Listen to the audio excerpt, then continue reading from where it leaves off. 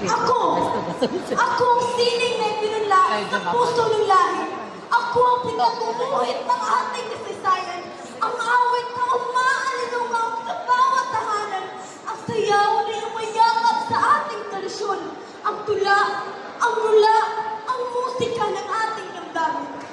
Ngunit, bakit hindi na ako yung tinunting nalalanda?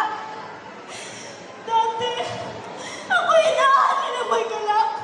Pinapuri, iniingatan, minamahal. Ngayon, ako'y tinatalikuran, pinalula. Basta na pinalangagin sigaw. Ako'y hindi na pinagiginggan. Nakalimutan na ba ninyo? Ako ang sining. Ako ang diwa ng ating bayan. Ako ang boses ng ating nakaraan. Ang anino ng ating kultura. Ang pangarap ng ating kinabukasan. Ngunit, habang lumilipas ang panahon, ako'y unti-unting nalulunod sa ingay ng makabaho ko to. Mas pinipiling tumitik sa mga kumikis na screen kaysa titigan ng obra ng ating mga bayani. Mas kinugumol ang oras sa mga saysay na ingay kaysa pakinggan ang musika ng ating lahi. Ito ba ang ani ng sining? Ito ba ang ani ng damdamin? Hindi! Hindi ako mapayag!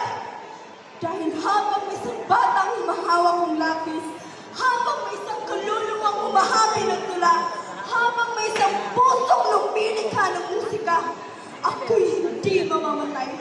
Dahil sa bawat bintik ng puso ng isang Pilipino, naroon ako, ang sining, ang diwa, ang damdamin. Ako ang ani ng kahapon, ako ang ani ng ngayon, at ako ang ani ng kinabukasan. Kayo, ano ang iyong magiging ani? Ani ba ng pagpapahalaga o ani ng paglimot? Sapagkat ang sining ay binhin kailangang pagyamanin. Isang kayamanan dapat tingatan. Isang pamanang hindi dapat mawala. Ngunit, habang lumilipas ang panahon, ito'y nakalimutan na. Kaya't tumayaw-mayo, isigaw niyo! Ako ay sining! Ako ay buhay! Ako ay Pilipino! Ngunit hindi pa dito nagtatapos ang aking panawagan.